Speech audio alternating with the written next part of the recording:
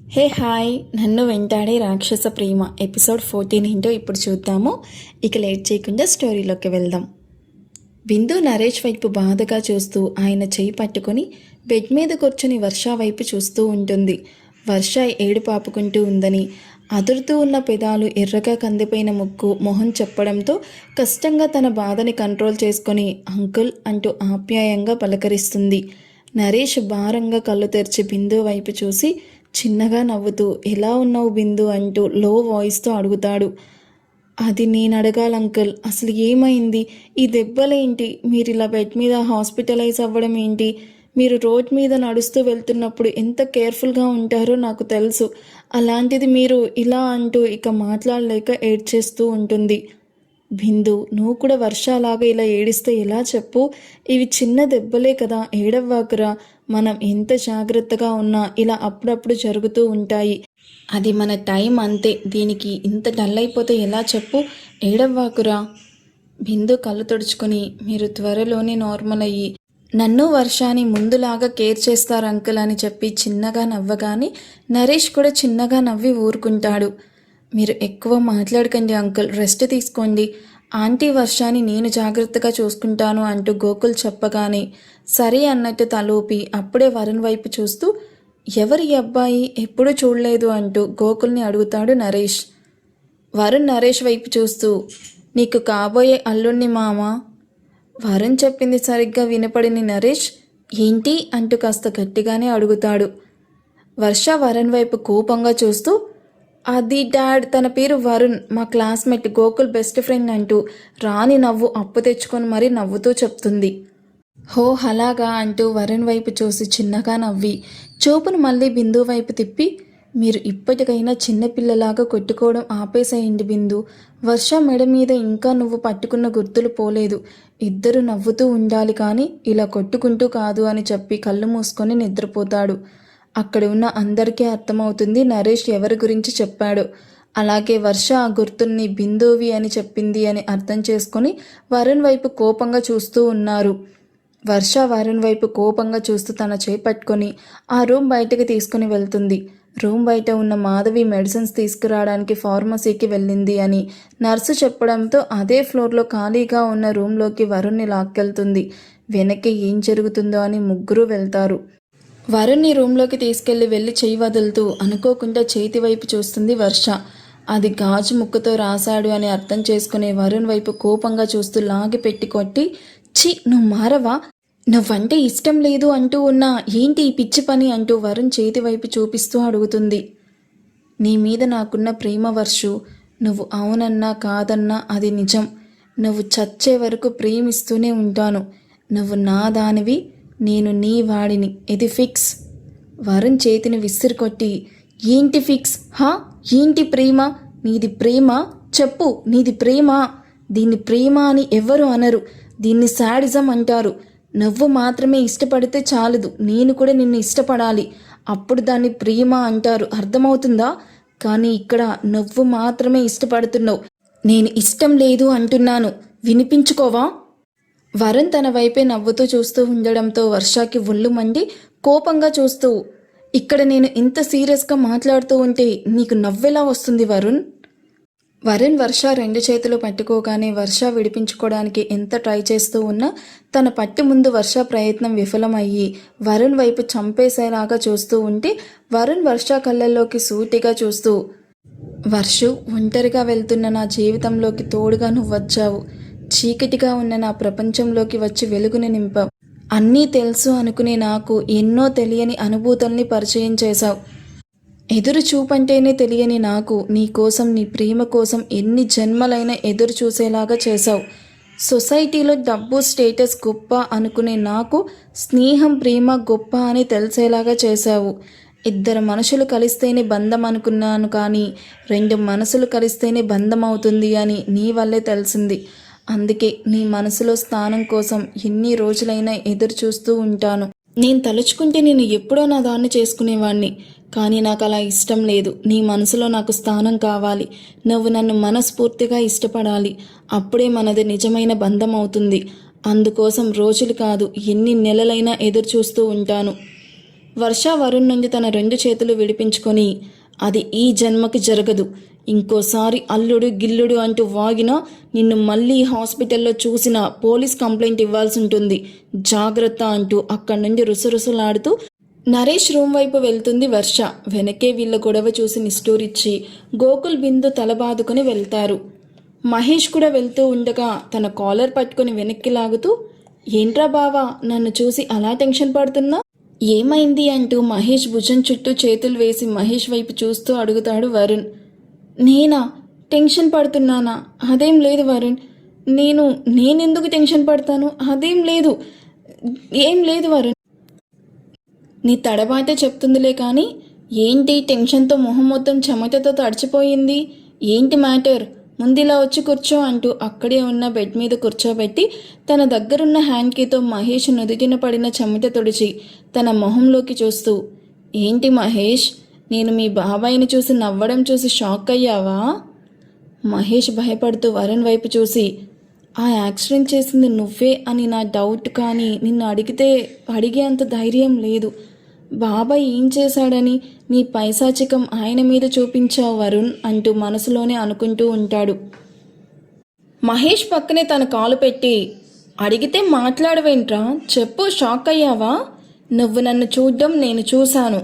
ఈ విషయం ఎవరికైనా చెప్పావో రేపటి నుండి నువ్వు ఎవ్వరికీ కనిపించవు అని మహేష్ బుగ్గ నిమిరి, నువ్వు చెప్పు, నాకు తెలుసు అంటూ వెళ్తూ వెళ్తూ ఆగి, నీ డౌట్ నిజమేరా బామ్మర్ది, మీ బాబాయ్కి యాక్సిడెంట్ చేసింది నేనే.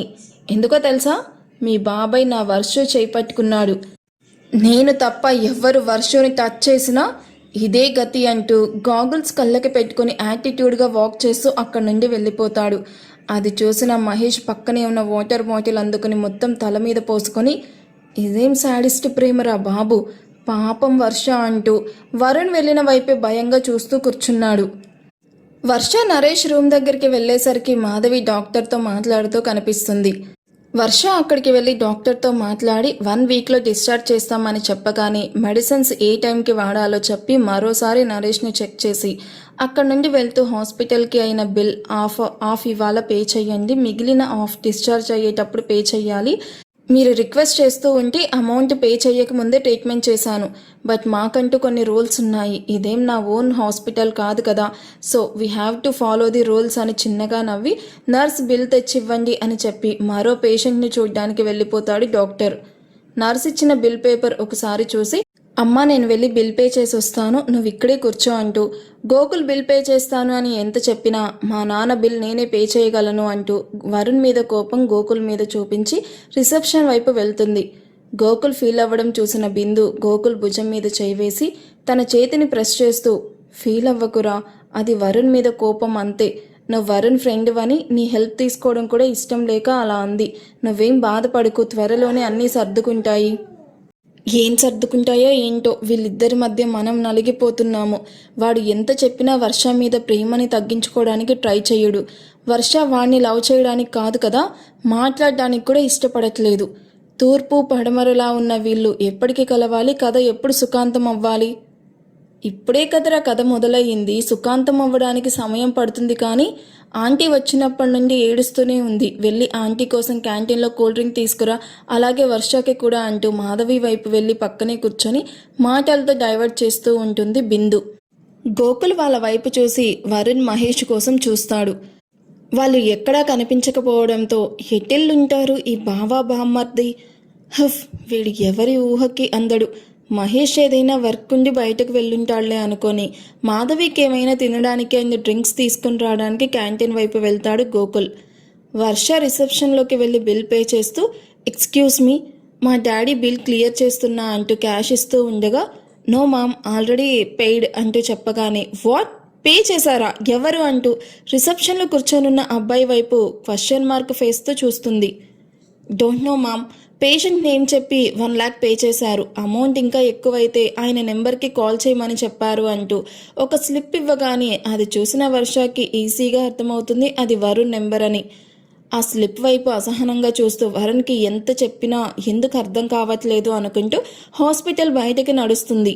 మహేష్ అప్పుడే ఇంటికి వెళ్ళాలి అని వెళ్తూ హాస్పిటల్ బయట నిల్చుకొని రోడ్డు వైపు చూస్తూ ఉన్న వర్ష వైపు చూసి, వర్ష ఏంటి ఇక్కడ నిల్చుకొనుంది అనుకుంటూ, వర్ష ఏంటి ఇక్కడున్నావు, ఎవరి కోసమైనా చూస్తున్నావా? మహేష్ వాయిస్ విని తన వైపు తిరిగి, లేదు మహేష్, నువ్వేంటి ఎక్కడికో వెళ్తున్నట్టున్నావు?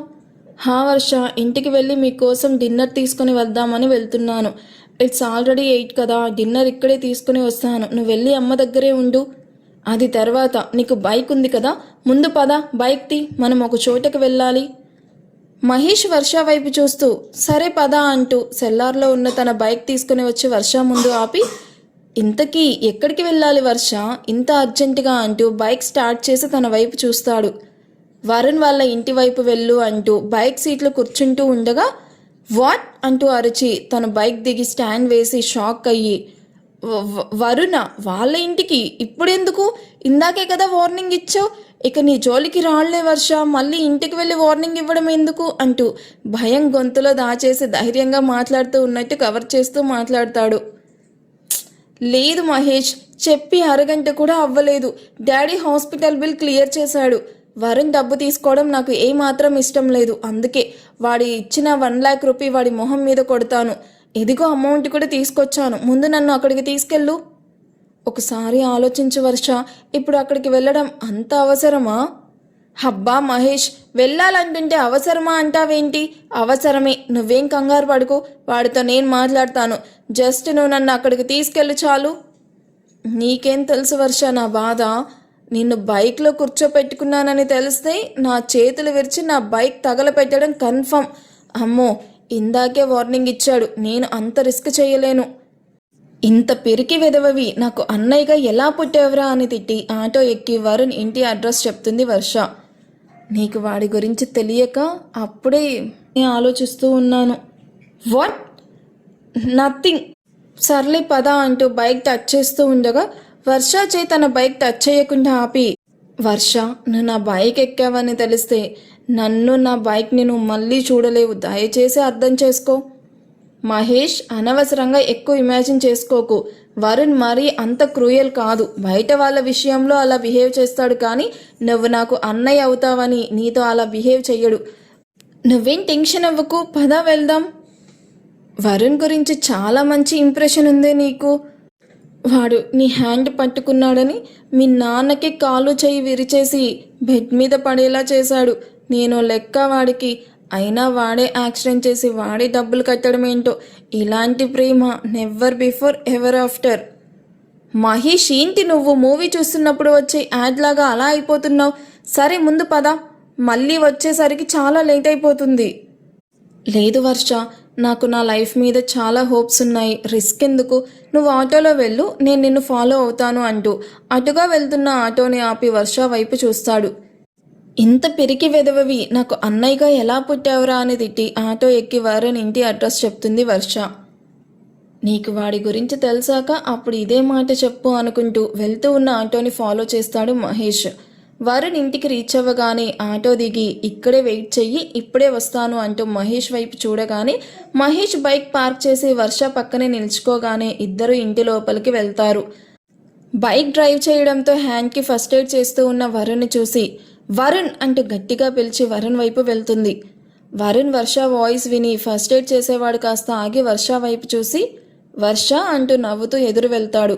కోపంగా ఇంట్లోకి వెళ్ళిన వర్షకి బ్లడ్ కారుతూ ఉన్న వరుణ్ హ్యాండ్ని చూసి, గాడ్, ఏంటిలా బ్లీడింగ్ అవుతుంది, ఈడియట్, కొంచెం కూడా కేర్ తీసుకోవా అంటూ వరుణ్ని సోఫాలో కూర్చోపెట్టి పక్కనే కూర్చొని ఫస్ట్ ఎయిడ్ చేసి బ్యాండేజ్ వేసి తనని తిడుతూ వరుణ్ వైపు చూసేసరికి తననే నవ్వుతూ చూస్తూ కనిపించడంతో వర్ష కోపంతో చూస్తూ పైకి లేచి, ఒకసారి మనిషిగా హెల్ప్ చేశాను, దీనికే ఎక్కువ ఫీల్ అవ్వకు అంటూ బ్యాగ్లో నుండి డబ్బు తీసి టేబుల్ మీద పెట్టి, మా నాన్న కోసం కట్టిన అమౌంట్, ఎవరి హెల్ప్ నాకు అవసరం లేదు, ఆ మాత్రం అమౌంట్ కూడా పే చేయలేని స్థితిలో లేను అంటూ అమౌంట్ ఇవ్వగానే అది చూసిన వరుణ్ కోపంగా చూడడంతో ఆ కోపాన్ని లెక్క చేయకుండా పద మహేష్ అంటూ వెళ్తూ ఉండగా వర్షను ఆపి అమౌంట్తో పాటు తన డెబిట్ కార్డ్ కూడా బ్యాగ్లో పెట్టి, పిన్ నెంబర్ నీకు తెలుసుగా అదే, అండ్ ఇది తీసుకోలేదు అంటే నాలోని రాక్షసుని చూస్తామంటూ కోపంగా చెప్పడంతో వాయిస్ చిన్నగా ఉన్న అందులోని సీరియస్నెస్కి జంకి ఇంకేమీ మాట్లాడుతూ వర్ష, ఎలా వచ్చావు ఇక్కడికి, వీడు తీసుకొచ్చాడా అంటూ మహేష్ వైపు అరగెంట్ లుక్స్ ఇవ్వడంతో అయ్యో లేదు వరుణ్, వర్ష ఆటోలో వచ్చింది, నేను జస్ట్ తనని ఫాలో చేస్తూ వచ్చా అని చెప్పడంతో వర్ష వైపు చూస్తూ, ఎదిగో నా కార్, ఇందులో వెళ్ళు, కొన్ని డేస్ స్కూటీ వద్దు, కార్నే యూజ్ చేయి అంటూ కీస్ ఇస్తూ ఉన్న వర్ష తీసుకోక ఇంకా కోపంగా చూస్తూ ఉండడం గమనించి, వెళ్ళు అంటూ కోపంగా అరవగానే, నీ గురించి తెలిసి కూడా వచ్చాను చూడు, నన్ను నేను చెప్పుతో కొట్టుకోవాలి అంటూ అసహనంగా కీస్ తీసుకొని అక్కడి నుండి వెళ్ళిపోతుంది.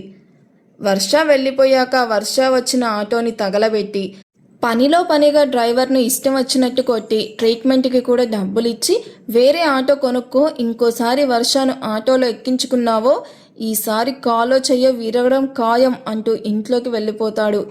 డ్రైవర్ కాలిపోతూ ఉన్న ఆటోని చూసి ఏడుస్తూ వరుణ్ ఇచ్చిన డబ్బుల్ని తీసుకొని కుంటుకుంటూ మరో ఆటోలో హాస్పిటల్కి వెళ్తాడు. అదంతా చూసిన మహేష్కి పిచ్చెక్కడం ఒక్కటే తక్కువ. ఓ మై గాడ్, ఏంటి మరి ఇంత దారుణంగా ఉన్నాడు అసలు వరుణ్? హా, మీకేమనిపిస్తుందో కామెంట్ చేయండి. ఇంత దారుణమైన లవ్ నేను ఎక్కడా చూడలేదు. సో చాలా ఇంట్రెస్టింగ్గా ఉండబోతుంది అనుకుంటున్నాను. నెక్స్ట్ ఎపిసోడ్స్ అన్నీ చూద్దాం ఎలా ఉంటుందో. ఈ ఎపిసోడ్ మీకు నచ్చితే ప్లీజ్ లైక్ చేయడం, హైప్ ఇవ్వడం అండ్ కామెంట్ చేయడం అస్సలు మర్చిపోవద్దు. Thank you for watching. Bye.